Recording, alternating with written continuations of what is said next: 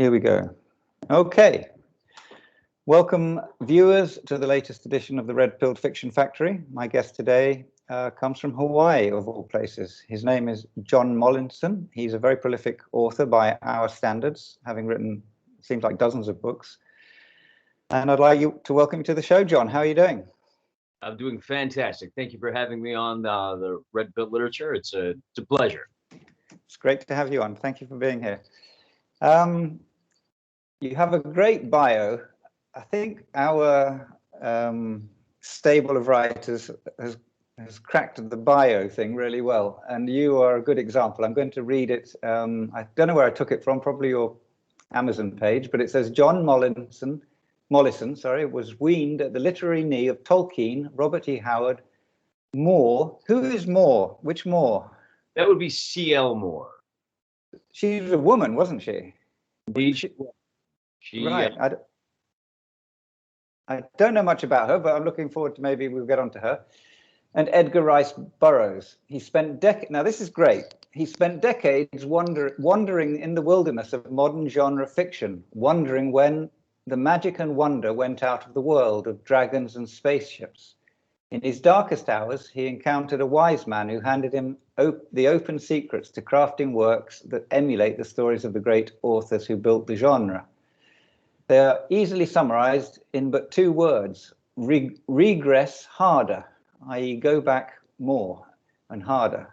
Now, one of the 12 champions of the pulp revolution, his self-published works represent a more direct lineage to the tales of action, mystery, romance, virtue, and pure unalloyed adventure that the bland imitations churned out by New York City publishing houses in recent decades ever will. Right, so can you untangle that for us a bit? Those of us born in the 70s, maybe late 70s, early 80s,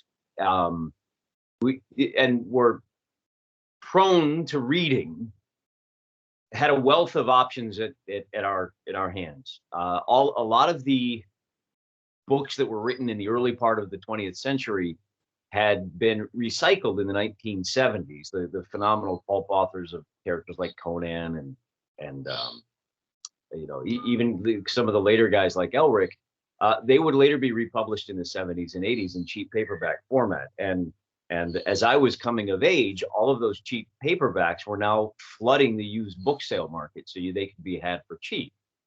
It was very easy to find inexpensive entertainment by way of reading. And then as you get older and you can start to afford the newer works, what we found as we went into stores like Barnes and Nobles, or again in the malls, the Walden Books was one of the big ones, weren't so hot, weren't so great. There was something about them that was just flat and turgid. And so after a while, you just decide, maybe I've outgrown genre fiction, the fantasy, even things like the two-fisted thrillers just had a gray goo blandness about them, and they were often couched in terms that didn't match the reality of the world that we saw around us. And that might sound a little odd to say, that the book about dragons doesn't match the world around us, but even a book about dragons has to have a firm foundation. And I don't know if you can hear the birds. I live in an aviary, particularly in the That's okay. My apologies. But if you're dealing with genre fiction, laser swords and whatnot, it becomes even more incumbent upon you as an author to give readers that foundation. And if the people in your books are not behaving like the people that you see in the real world, then it just feels hollow and empty. So for a lot of us, guys my age, the kind of Gen X and the older millennials, we thought maybe we just outgrew that kind of fiction, and maybe we should move on to more adult topics. And at some point when the internet came around, we found a lot of like-minded travelers who felt the same way. What happened to the magic and the wonder? Why does nothing I read feel good? For a long time, you could pick up a book that had a Hugo Award on the cover and know that you were getting a quality entertainment that was going to just blow your socks off. Sometime around the 90s, it became the opposite. It was a sign that this is a book that is meant to cater to the sedentary dreamers that are stuck in like major urban centers for whom a grand adventure is, should I cheat on my wife? And that's not what.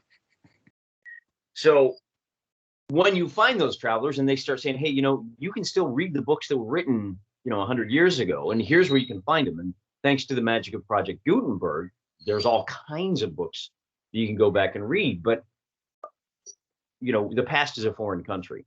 And a lot of those novels, and this is one of the things that we all encounter, there's a lot of things that are left unsaid that are so foreign. One of my favorite authors, oddly enough, is an old sports writer. His name was Ring Lardner. And when you read his books, it's like reading a book from a foreign country. He was a sports writer in the 1920s, kind of the early centuries version of Mitch Albom. Phenomenal writer. He wrote a book called You Know Me Out. It was about a baseball pitcher and some of the driest humor you'll ever read. I mean, I'm talking like Sahara levels of desert humor, but absolutely hysterical. But all of his assumptions and kind of the things he says that go, well, let me put it this way. There's a lot of things that go without saying that he doesn't say because his audience. But you get it. Yeah. I don't live from the 1920s. So there's a lot of stuff going on below the surface that I don't get. And there's a certain point at which you kind of scratch your head and say, well, there's, at the same time that you're realizing all of this stuff exists, you're realizing that we have this wonderful opportunity with the interconnectedness that we have and the ease of just-in-time shipping to just make it yourself.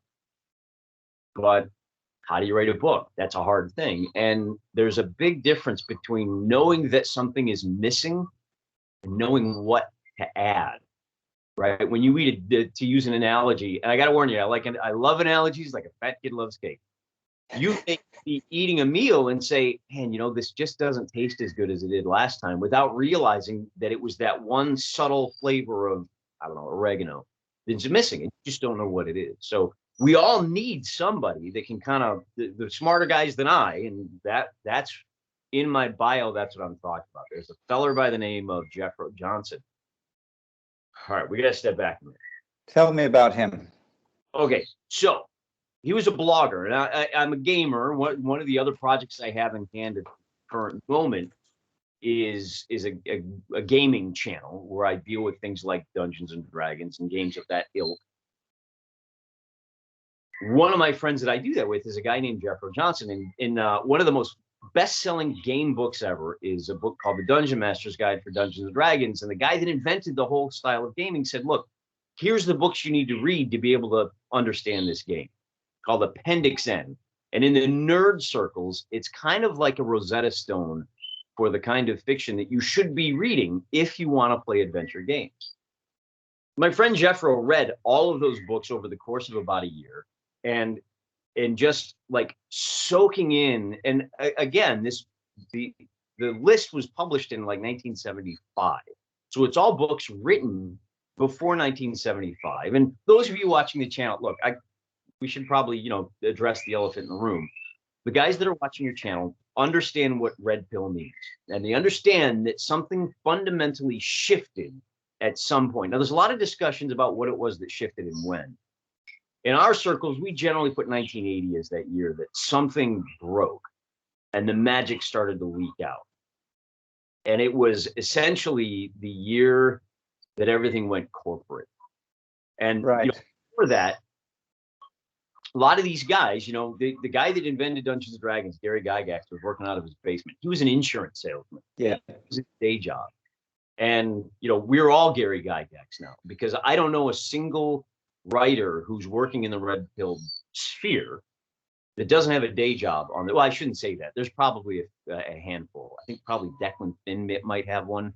And I'm going to be dropping references like crazy for your readers, because I know you're as hungry as the rest of us for these books that are made today that reflect the world we see outside of our window now that we've taken the red pill, right? So Jeffro goes through this list. He reads a whole lot of books written before 1980. He says, I got it. I've unlocked the code. I figured out what's missing. And it turns out that what's missing is Western civilization. Oh. But the lights went on. And through the course of his essay, he said, there's a lot of things that we can use the classic example everybody complains about is, a film like Star Wars, and particularly the old Star Wars to a certain extent, but the new ones absolutely. The hero never gets the girl, right? Because women are no longer a reward for having done the right thing. No, That you can't have that. So the guy always goes off alone. But I shouldn't say always. I just watched an interesting movie where the guy actually at the end of the story is like, "Tell me you love me and give me a kiss," and I almost hit the floor because I hadn't seen it in so long. Did it come with a caution warning that this guy might kiss the girl? It probably should have. And he was motivated by, of all things, he just wanted to spend time with his son, which you rarely see in films these days, right? The fatherhood issue is it's kind of a third bill. It's very daring when you see that. Yeah. So so he said, "Look, guys, if you want to know what makes these books tick, the three things you're looking for are," and he actually put a test for the cover of a book.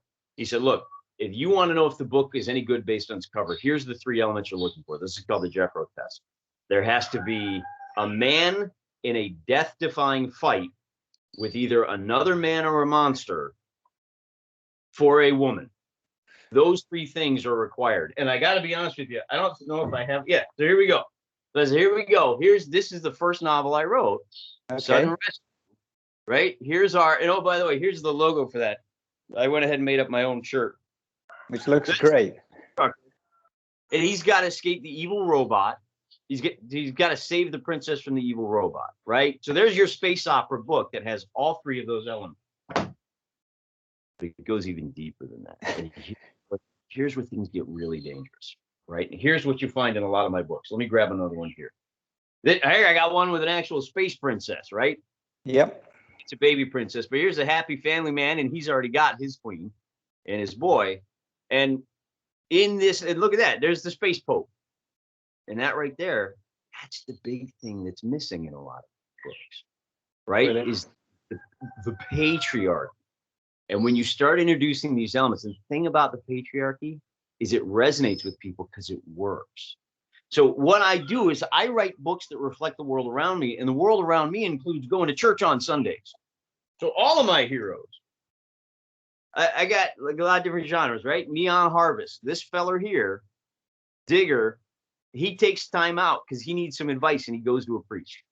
He's like, he do a lot of bad things to save the girl, and then he goes to confession right in the middle of the book. It just made sense to me that if I was this hero, that's what I would do. After I murdered all the bad guys, I'd still feel bad, and I'd still go to confession. And it's not, make no mistake about it, it's not writing a Christian book, right? No. This is not a Christian novel, because we all know what happens with Christian works, right? It's all Left Behind, and it's all corporate garbage. It seems to be designed to make it feel bland. So what I did is I just wrote a book starring a guy that he just happens to be a Christian, it's just part of who he is. It doesn't have to be a big deal. It doesn't have to be the focus, but when you have that foundation, it just makes it so much easier to get to the good stuff. A fascinating and brilliant summation of where we're at and what we're aiming to do. Jethro is a personal friend of yours. Can you tell us anything about him? Just to give, is he a writer or not well? Gamer? No, he's just a really smart guy. That is, he's a gamer. We play D&D together from time to time, and he's a voracious reader. He's one of those guys like 50, 60 books a year. And when he reads, I tend to read and I enjoy it and I put it down. And unless it's a book like Lord of the Rings, where the allegory is just like hammering you. But he wanted to know what was going on. And so he did a deep dive, and he wrote a book called Appendix N. Now, here's how dangerous that book is. And his book, Appendix N, goes down a list of books. Here's like 60 old pulp books from the authors we mentioned: C.L. Moore, Edgar Rice Burroughs, Robert E. Howard, Michael Moorcock. What was his name? Michael Moorcock. Michael Moorcock. Moorcock's first name. Yeah. Well, it was Michael Moorcock, wasn't it? I don't know. Did he have another name? Zelazny. These guys. And he said, here's the common thread that runs through all of these. And he put all his essays in a book called Appendix N. Now, here's how dangerous that book is. Last year, and because it was so influential, like I said, I'm probably one of about 12 people who read his series of essays and incorporated them and started writing using the observations he made.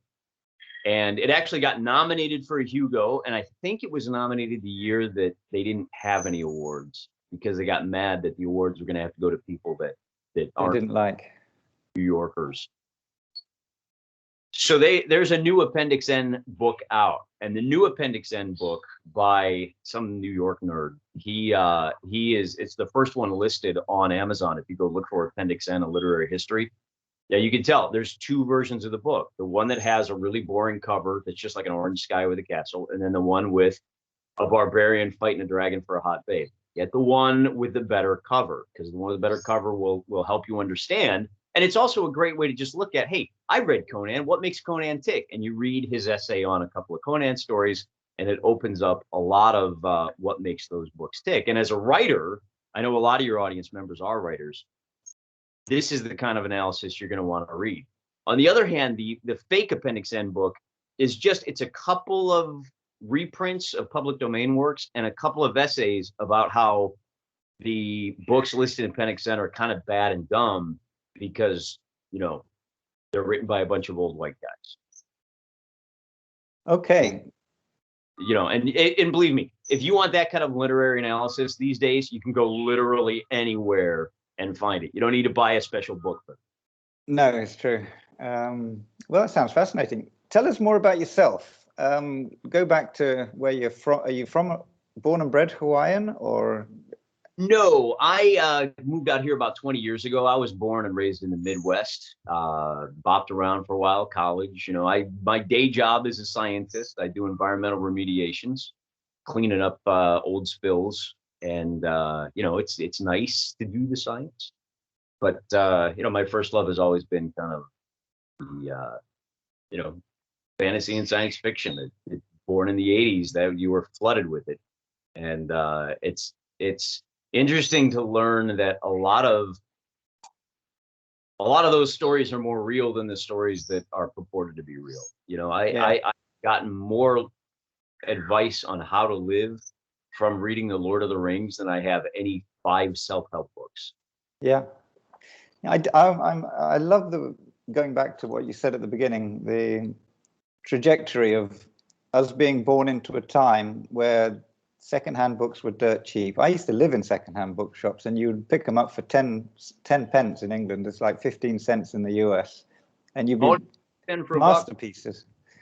And you did get hooked on them. And then you're right. As you grew older and as you left, you wanted something a little bit more contemporary that reflected the modern era and not just something from the 20s and 30s. And you look around, whether it was thrillers, whether it was detective stories. I wasn't much into science fiction, but even there, there was a void, a massive void. No matter how wonderful the shop was and how full the shelves were and how big a selection they had, it was 2,000 shelves full of crap, basically. And so you do become disillusioned. I think the world lost a lot of readers, male readers, in those decades, because there just wasn't anything coming down the pike to satisfy them. And it becomes a prophecy. They don't make books for boys, so the boys don't read. So they say, well, boys read, so we won't make books. So we publish for women. Yeah, it's true. It's a terrible thing. Yes. Well, anyway, you hit the nail on the head many times there. Well done. Now, the book we're going to discuss today is called Overlook. It's one of several in a series, isn't it? It's the first of a series, I understand. Kind of. The publisher for that book is Silver Empire. Yeah. They had the notion that they wanted to put together a shared universe. So they called together, it was 5 of their authors whose works they enjoyed, and said, look, we've got one set of heroes, the triumvirate, author Morgan Newquist, and they're essentially your big 3 mythic heroes in this superhero universe. They said, we want to expand it. And so they called 4 other authors and said, what do you want to do? Are you interested? And I said, well, heck yeah, I'm interested. That sounds like a lot of fun to play around in a shared universe. They said, so they said, well, what is your angle going to be? And I thought about it, and I thought, and there's a challenge to writing in a shared universe. Now you're playing not just with characters that you've created that will do whatever you want. You're handling characters that someone else created, and there's a sense of responsibility that comes with that. You want to honor and respect the characters as they're created. And it becomes more complicated in the sense that you have to do a lot more research to understand those characters and what they're doing. And there's a lot more communication. It becomes a very collaborative exercise. So I said, well, here's how I'm going to approach this. You have one author has the big three superheroes and is doing like the cosmic level stuff. Another one of the authors is doing like the Days of Atlantis heroes have come to the real world, and another author was doing more of a like a gun bunnies versus monsters thing on the West Coast. I said, so what I'm going to do is I'm going to go with the Secret War. This is a comic book universe. It's a superhero universe. There's going to be a conspiracy behind everything. Maybe. And the great thing about conspiracies is maybe they are and maybe they're not. And maybe they think they are and maybe they're not. So I said, I'm going to go with the Shadow War. And one of the ideas that intrigued me with the Shadow War was coming up with a kind of a lower level superpowered guy. Yeah. And solving some of and basically setting rules for yourself. Because again, one of the things you have to do when you're dealing with genre fiction is you have to set some rules so that people understand how things work. If Superman is allergic to kryptonite, then that means something. And if suddenly kryptonite no longer works on him, if you change the rules midstream, it sucks a lot of the drama out. Sure. So the rule for Joe Smith is that he's invisible. Well, he's not invisible. No. He actually turns invisible. He just has the superpower that he is super inconspicuous. It's a fascinating, and I love it, concept, and we ought to explain a little bit. I'll see what I can do. It's a sort of reworking. His name is Joe Smith, so automatically we know he's Joe Blogs, or in England would say, or Mr. Normal, but he's not quite normal. It's like a reworking of the Invisible Man without the invisibility and the sort of magic that gets involved with that. He was an ex-sniper, Marine Recon, and learned, obviously, as a sniper to hide and camouflage himself. But he expands on this and develops it to the point, or you do, where he can be in where no one really pays any attention to him unless they're specifically, or he wants them to the point where he can go into a restaurant, cook his own meal, tip the waiter and leave, and no one really even knows he was there at all. And a nice touch, because it's full of nice touches like this, the IRS tax service in America, they keep losing his paperwork, but he pays his taxes anyway as a sort of sense of obligation. And that's part of the challenge, right? This guy could be invisible, and people will challenge you that, oh, if you were invisible, you could do anything you wanted, but he's the good guy. Yeah. So pause every now and again and just remind people, just because he can do anything he wants doesn't mean he will do anything. Very true. So one is, yeah, they'll be when he's sneaking through when he's trying to pass unnoticed, somebody drops the dishes and everybody turns to look at the dishes, and it opens this opportunity for him. So that's right. Think of it as he's just really the luckiest man in the world, but not to get bogged down into the numbers or anything. He just, for whatever reason, nobody ever notices him unless he really wants. And it allows for a lot of humor as well. I notice you manage it begs for opportunities for humor, which you take. Plenty of action too. There's a great scene where he hides on a boat, thinking he's got the better of the bad guys, only to find that they've turned the tables on him, and the boat's going to be scuttled with him in the bilges. And great things about this particular ability of his is he's not invulnerable. He's just a regular guy, but that doesn't mean that if you're smart, you can't put him in a situation where, if he's here somewhere, what do, right? And so you try to paint bad guys that are at least as smart as he is. That's where the suspense comes from. So this is really not a Mary Sue character. Yes, and he's very he's got his wits about him, so he can survive whatever they throw back, which is what these adventure thrillers are all about. I love the line, "He had his illusions shattered early and often in life." He was battered and bruised on the way, so he's seen it all and can handle it all. In the story, he starts out testing. This is brilliant. The security and defenses of institutions and corporations, because if anyone can get through, it's going to be him. So he's perfect for that kind of thing, which happens in real life. Apparently, ex-special forces soldiers are often paid to test security systems because they're the ones that. The white hat hackers. People will pay. Yeah. Hackers. Say, listen, tell me where my vulnerabilities are so that I can plug them. Right. But gradually he gets hired by Sunlight Corp, which the sexy lady called Celeste comes along. She somehow manages to figure out who he is, where he is, and she knows everything about him. And he gets recruited by them, which coincides with him having a scene early on where he basically comes face to face with the lower rungs of a ladder that leads to the top of a child trafficking terrorist type organization. So would you develop the plot a little bit as he gets recruited and what follows? The big bad is an outfit called the Phoenix Ring, and they are your classic death cult. They are a world, if you're familiar with the Illuminati, they're a comic book version of that, or if you're a Marvel guy, it's essentially Hydra.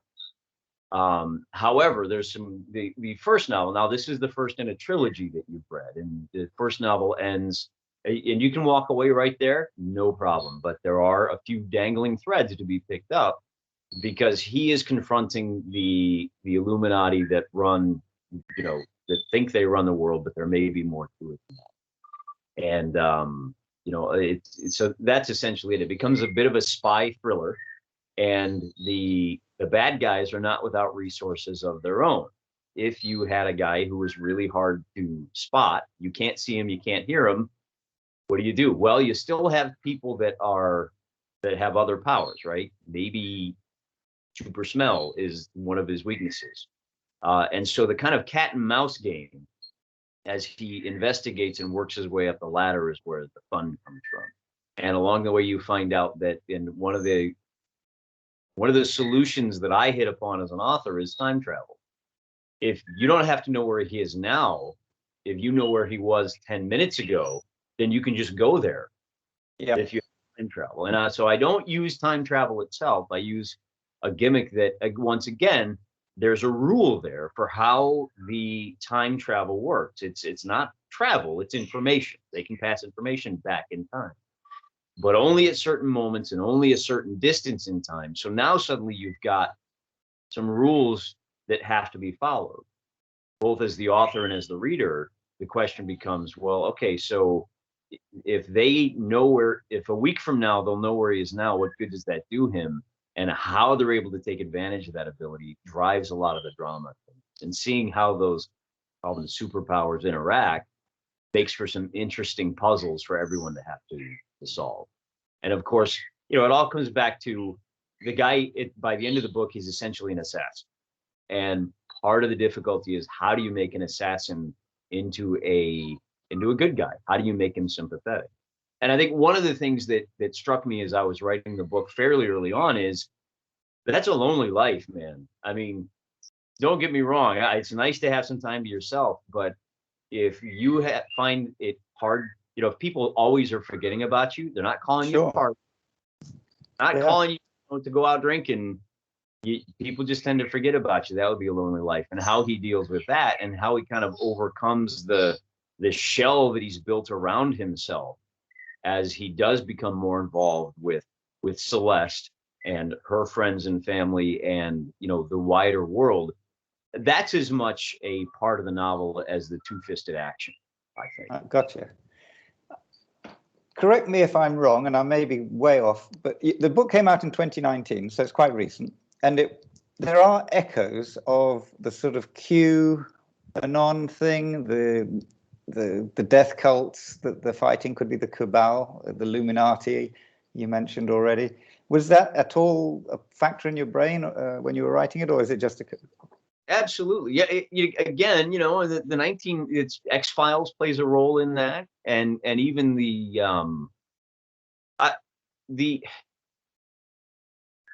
this was 2019. So we'd already had a lot of intimations about things like, I guess as we record this, Ghislaine Maxwell is in trial right now, right? Yeah. The revelations of the finders had already come out.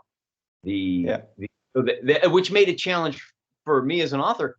How do I make a cabal ruling the world seem more evil than the people I see on TV? And the only answer I could come up with is, well, I guess we just have to show what happens behind the scenes. And that happens here too, where our hero finds himself in a situation where and this is one of the classic tropes when you're reading books to see, he's watching a bad thing happen.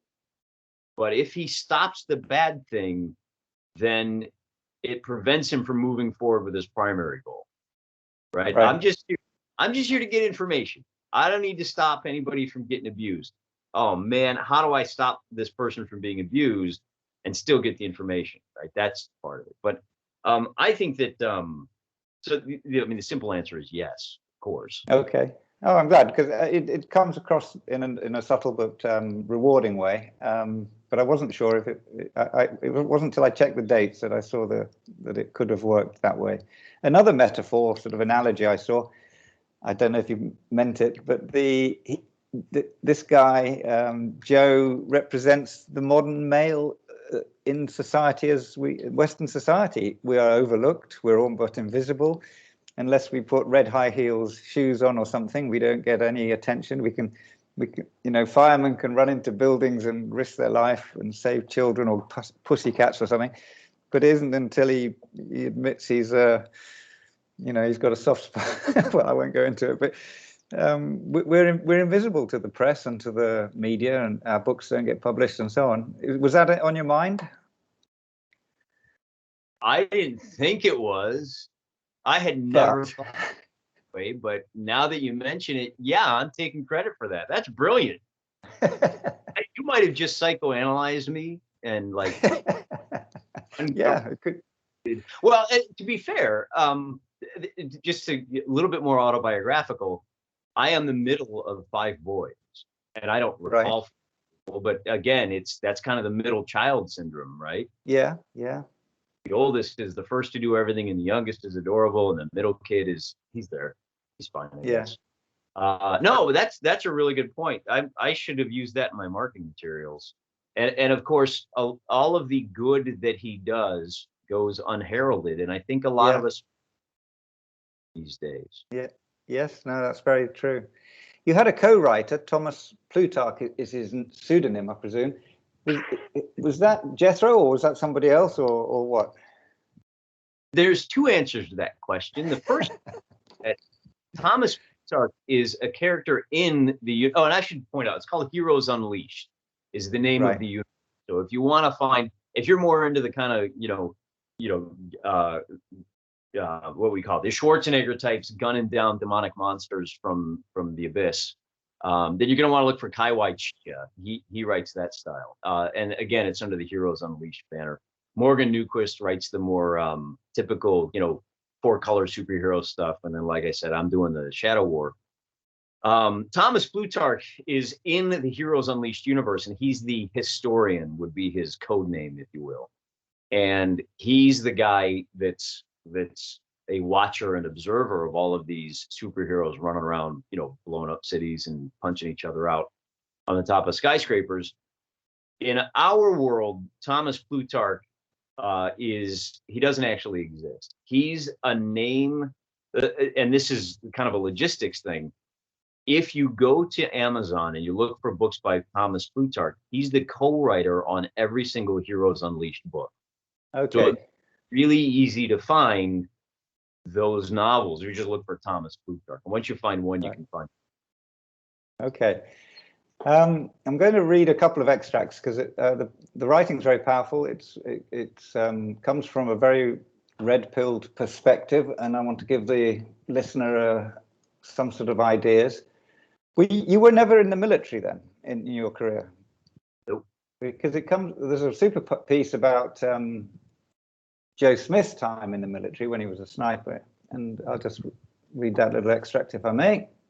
In his time in the military, he had often felt the exhilaration of power wielded on his behalf, the thump in his chest of an artillery bombardment, the thrumming rumble of a mainline battle tank rolling by, the flash of his rifle and the buck of its stock against his shoulder as he reached out a finger of death. In each case, the instruments of warfare made the intangible feeling of power tangible. They pumped a visceral rush of ferocious satisfaction through Joe's veins that could not be replicated through drink or drug or even sex. But in every instant, that rush arose as much from the purpose as from the power. The thump or artillery meant the obliteration of an otherwise untouchable enemy position, and a halt to the infliction of casualties on Joe's fellow soldiers. The deep rumble of a tank treads meant a heavy shield for the men walking behind, or a strategic riposte to a threat beyond the capabilities of simple grunts like himself. The feel of his rifle meant not merely death, but the lives of men hundreds of meters away, as Joe protected them from enemies they could not see. Power meant nothing without purpose. It's an absolutely spectacular passage, and congratulations on this sort of thing. The Phoenix Ring, will give the people an idea.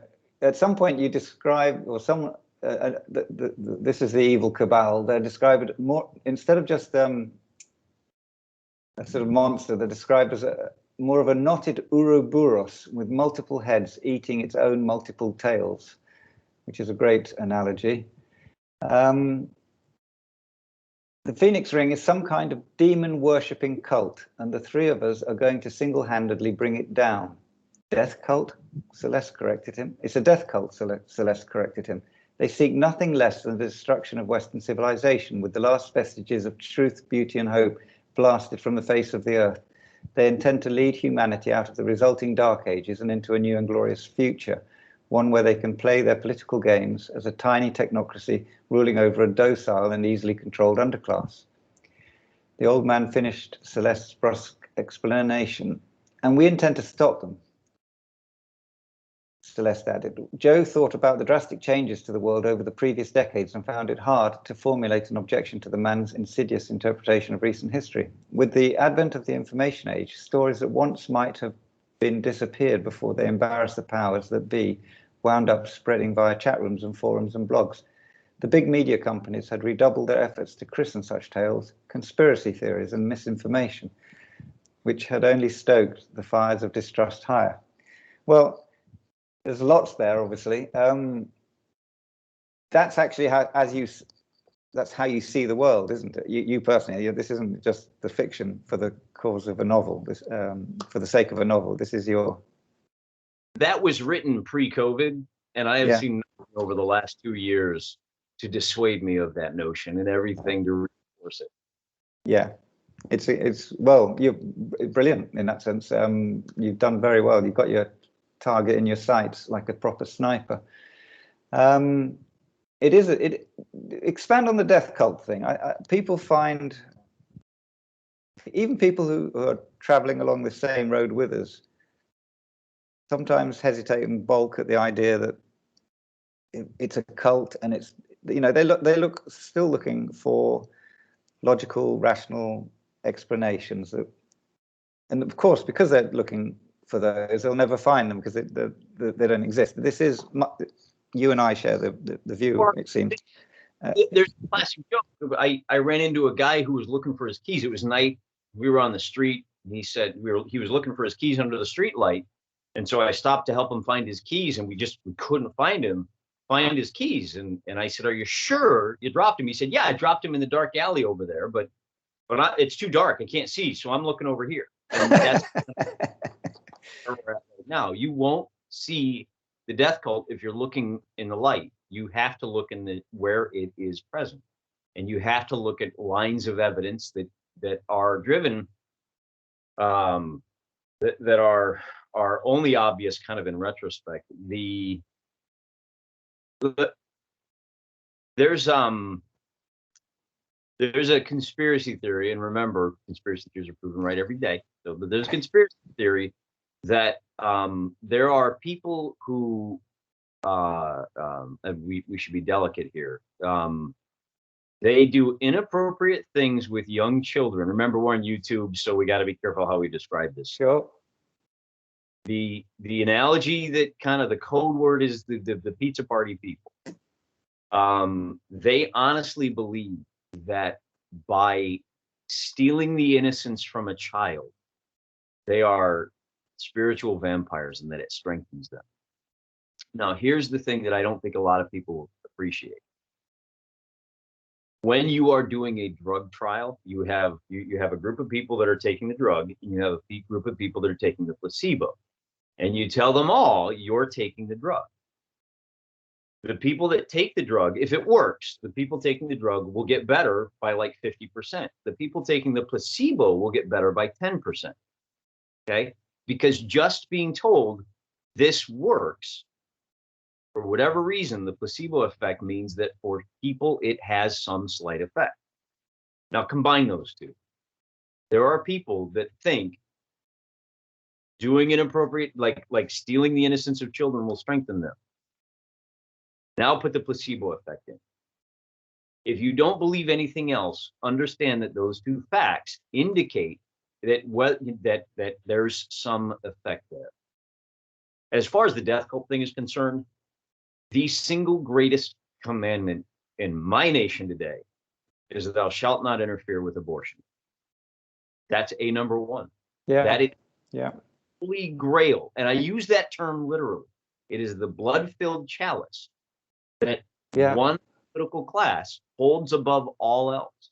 To the extent that we spent 40 years being told, look, this is a process that's legal now, but if you can gain control of the Supreme Court, then you can change it because you can bring a lawsuit and you can revise how we think about it. So the one side of the political aisle spent 4 decades slowly building to the point where they thought they had reached a point where they could actually do that. Then they lost an election in 2020. Well, then, they lost an election. We'll just leave it at that. We'll table that conversation. And the first thing that the other side said was, we're just going to appoint 6 more Supreme Court justices and kill the issue. And they're just going to blow out 200 years of tradition because this is more important than anything else. So you add, if there's a death cult, there is a cult that holds that. There are people that the latest story I saw, explain this one to me, Richard. In Germany, euthanasia is legal, but you have to be vaccinated. I know, I saw that. I do think that these are tips of an iceberg, like the abortion issue, the euthanasia in Germany, and the whole, even the vax, if we can call it, we best not mention it. But they're a death cult in every sense. It's not just death in that limited, those specific issues. There's a nihilism to them. They want to see the temple collapse, even if it collapses with them inside it. It seems to me that's my take on it, and the whole of them. He kind of set aside the actively pursuing the deaths of people through disease or medicines that don't work or warfare or whatever. Just set aside. That's not the active participation of death in their worldview. When your heart beats its last, it's over. There's nothing left. That's right. Yeah. Guys like me, we know that when your heart stops, there is a whole nother world and a whole nother life to come. And so everything we do is geared towards securing our position in that eternal life. And I don't think the death cult, a lot of the people in the death cult don't even think of themselves as in a cult. They just think, I love science. Yes. Which that's, if I can't put it in a beaker, then there's no point in basing any decisions on it. Yeah. And it's just a warped way to look at the world. And, it's as hollow as their books. Yes, indeed. So what we do with others is, we take that kind of that kind of philosophical outlook that kind of permeates our culture, and then we put a face on it, and we actually demonstrate how this works, and we demonstrate how things. And interestingly enough, the sequel was written in 2019. And it features a stolen election. I get to play in the city over on the West Coast with Ben Shia's characters, and there's also some fun with the time in the sequel. Is my novel takes place 10 years before the start of everything in the superhero universe, right? And so we get to have some fun where it turns out Joe is, and so the great part about this series is that you can read it in any order. That it's a lot like, if you were to just start watching the Marvel movies and you watched all three Iron Man and then you watched all three, was it 2 Hulk movies or whatever, you would be fine. You would kind of get where they're going with things. So long as you save the big one for last, I think you'd be okay. And these novels are the same way. Although Overlook takes place 10 years before the events I'm so embarrassed. I'm drawing a blank on the name of the other novel. Ben Shia, just look him up. He's Singapore, by the way. He's from Singapore. Yes, I've seen him on Twitter. I want to interview him at some point. Okay, yes. Oh yeah, he's great. He has more of an Asian influence, but my characters interact with his characters in some ways that it's a very different experience. If you've read his book first, then reading mine, you'll be screaming, "Joe, don't do it, don't do it." Whereas if you read mine, if you read it chronologically, then you go, "Oh my God, did you really do that thing?" But at any rate, it's I don't want to give out too many spoilers, but there's a progression and flow that it's kind of fun. And I have there's a great magazine called Story Hack that I would invite your readers to look at too. And he was kind enough to publish a 5-part novella. Well, I wrote 5 novellas that took place on the same night. And it's the night that a speakeasy gets raided by the feds. And so you see it first from the point of view of the gambler, and then you see it from the events from the point of view of the dealer at the table, and then you see it from the point of view of the singer. And so all 5 of those you can pick up and read as an individual story, or you can read them in any order. And I just love playing with that kind of chronological fun where it's going to be a different experience if you read 1, 3, 5, 2, 4 versus if you read them in the order that they were published. Because there's all kinds of little secrets and perspectives. And when you get to play with perspectives that way, it can be a lot of fun to see, oh, that's why she did the thing. Sure. It does make sense, but you got to think about it from somebody else's perspective. And I think that's one of the things that the red pill authors have as an advantage, that we have been swimming in a sea of the culture that's inimical to us for so long that we are intimately familiar with how they think and how they operate. And so we're able to write villains from a death cult. And there's a reason that the Phoenix Ring thinks that they're doing the right thing. They're convinced that what will come next will be better for the world, right? After we crash the economy and after a lot of people die, we'll be better off. I know that sounds crazy here in this COVID world, but there are people. We'll all have nothing and be happy. Remember? Will we? Okay. Sure. But the authors that you interview, they're great interviews because they have a deeper understanding. And when you look at kind of more mainstream villains, they are either just cardboard cutout, just there's nothing to them. You can knock them over with a push. And it gets worse every day. I mean, more and more pathetic every day. They have to tick every box provided by the left, so that they're all identikit and they're all as thin as as shallow as a puddle, and there's nothing new. I do think that's a very good point you're raising, because we have originality on our side, because just by the very fact that we're writing, it puts us we're in the minority of all books being published, ours. We do see it from a completely different angle. There's a wealth of material as well for us writers on the right, because the world is so insane right now. It doesn't really matter which way you point your weapon. You're going to have a target, whether you're dealing with the power company or a Phoenix Ring. Anything you look at. So, or my favorite are the bad guys that are actually the good guys. I'm trying to watch a show on Amazon called The Night Manager, and in this show, the, if you will, bad guy. And the show was I don't know, it's probably like 2, 3 years old. Okay. The guy they want you to think is the bad guy is the guy trying to prevent the Arab Spring, and looking back and looking at the open air slave markets in Libya, it's like, you authors, you might have, and it's actually John Le Carre. John, how do you pronounce? That's right. Yeah. Is it Le Carre or Le Carre? Le Carre. Who cares? He's a phenomenal writer, right? But they decided we need to update this for the new world, so we're going to make sure that the arms dealer that's trying to prevent the Arab Spring and trying to wait a minute, I saw what happened there. Yeah. I saw Libya. Maybe I should be rooting for him instead of them. It's and that kind of thing happens a lot too, where you're just like, wait, who am I supposed to be rooting for here? No, I've been through all that. Films like Platoon, Apocalypse Now, to me, there were tragic endings because the hero, who's the bad guy, dies. The one that could see everything for what it was and not go with the masses and idiocies. Yes, very fun and very interesting.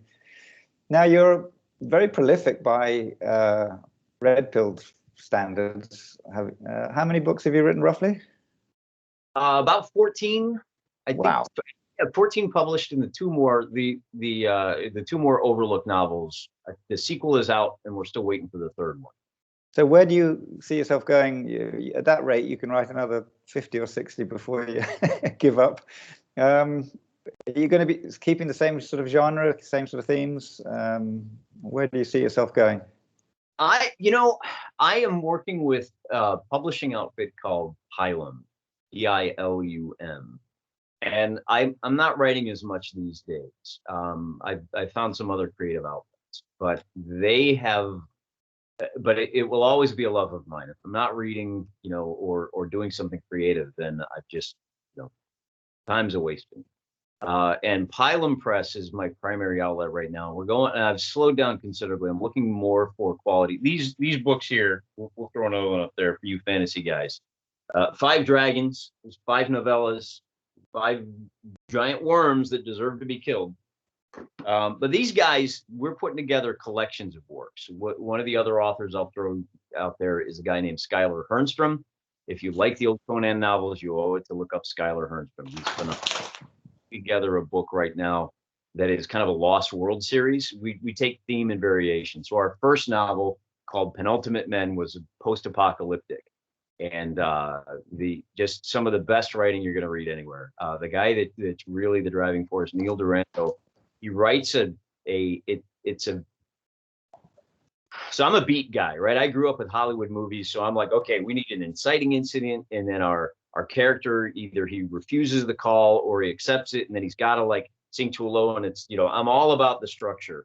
And he does these more literary works that are just so well written. It's just like soaking in a warm bathtub reading his writing. And so he does this great character study of a 2-headed pig.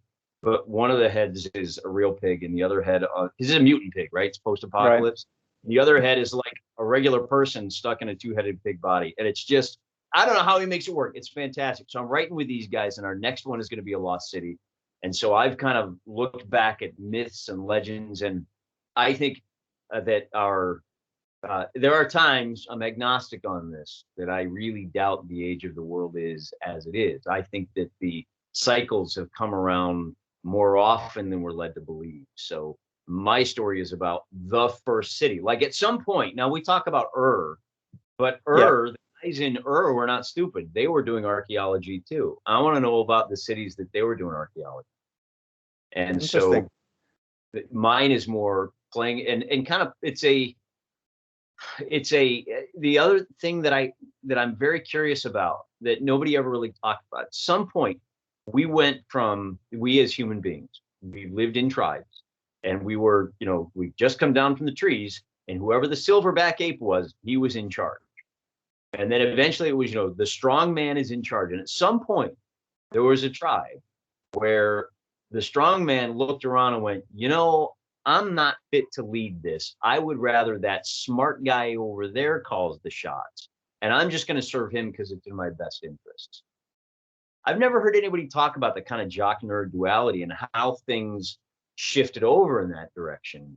And so I put that into a story of, the first city being founded by those two guys. And I think that's going to be fun when that comes out. I think it should be out about the middle of next year. So, but I've also I think a lot of us are rebels. Are you guys another knife to gunfight? There's my Carl Barber, right? K-Bar. See, you got to be careful. Yes. That one. He's just a two-fisted adventurer in the modern world. And a lot of this is just like, man, I wish we had a hero like this in the middle of a riot. This was written before a certain kid named Kyle became that hero. But a lot of us, we're not just interested. I mean, there's a lot of motivations here, right? It's complicated. One of the things we're looking to do is, I just wanted my friends to have something to read. And I just kind of looked around, nobody else is hoisting the black flag. Time to spit on my hands and get hoisting. And I found that I was becoming a little discouraged by the rate of return on this. It's a long, lonely process, 80 to 100 hours. And, if you dedicate an hour a night, 100-hour novel, you can do 3 of those a year. So that's where my prolific output. Yeah. And I've shifted. I still do some writing, but I've shifted over. If you think about the culture as, hills, the writing hill, it turns out maybe not the hill for me to defend. Right. There's a lot of people working here and doing good work. Thanks to guys like you, Richard, boosting their profile. I have more books on my shelf to read than I'll ever get to in a lifetime, just from guys like the guys you interviewed. Yeah. So I shift my focus to YouTube, and there are hobbies that are slowly being taken over by the same thought processes that lead to, the blue hairs taking over. And so I've adopted one of those hobbies, and I said, look, there's going to be at least one voice that reflects our view, guys like you and me, in this hobby. What's the hobby? It's wargaming. It's painting little soldiers, shoving them across miniature terrain, rolling some dice, and tactics and chess on steroids kind of thing. Fantastic. Well, good for you. I think that's a very I think that's a very positive message for all of us. One to end on that. There's a growing infrastructure. There are more of us. We're producing because there's more of us, and we've been at it long. Every day adds to our output. There are better products coming out. There's a big audience that's desperate for this kind of thing. The difficulty has been connecting with them, but the internet, publishing houses like Pilum that you just mentioned, and quite a few others. I even see there was a recent prize given out, or someone's doing a Lomez on Twitter has raised $20,000 in Bitcoin or something for the best red-pilled fiction of the year. So prizes are being organized, and there's still a hell of a long way to go before we can even think of scratching the success of I say success of the big publishing houses, but we are on a roll, and we've got a long way to go. We're going to get there. Indeed, we are. Yeah. So, and there's a lot of cross-pollination that goes along here too. I'll be honest. A big part of the wargaming, the miniature wargaming that I do, is I'm constantly grabbing books like this. My friend's book, and I'm going, hey, here's one by a guy named Fenton Wood, right? Nightland Racer. This is like Mad Max meets zombies, and it's phenomenal. It's kind of a Heinleinian thing. And so when I'm doing a post-apocalyptic war game, I'll go, oh, by the way, if you want to read something good. And I think that's where a lot of our success is going to come from, that, supporting fire and directing people, and just reminding people that may not be aware that guys like us are out there. Hey, you don't have to. We get the culture that you. What's the phrase? You get the culture you show up for. Right. And not going to make it for us. We'll do it for ourselves.